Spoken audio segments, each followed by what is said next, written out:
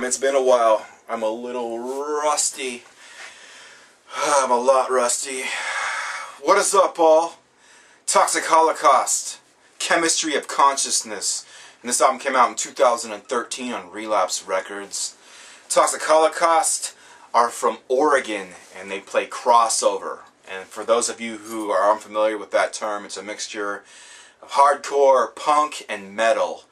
And Toxic Holocaust, out of the clump of bands doing crossover right now, are the ones that really grab my attention. There's such a grittiness to their sound, and it's completely serious sounding. There's nothing goofy about it. They're not trying to revive the 80s or anything like that. This is just full-on crossover, very thrashy, and the thrash element of this band, they've cut all the fat from thrash and added all the hardest and grittiest and just the best parts of what thrash has to offer, mixed in with punk rock and hardcore.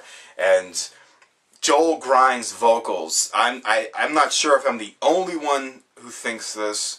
I haven't heard anyone else bring this up, but he reminds me a lot of Al Jourgensen. Well, Psalm 69 era Al Jourgensen, just how his voice is so just fucked up. Just, it feels like he's bleeding from his throat. It's so hoarse and just raspy. And I love that about this band. Joel Grind's vocals match so well with the gritty sound that's being created with Toxic Holocaust. And with this record, Chemistry of Consciousness, there's definitely a playfulness throughout this record, and it's due to the fact that it changes up so often.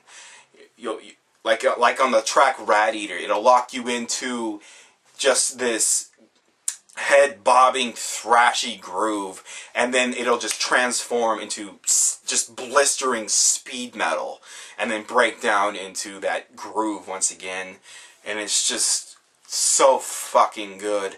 Or even on the track Salvation is Waiting, where it just immediately is just darting for the finish line, just blistering speed throughout the entire track.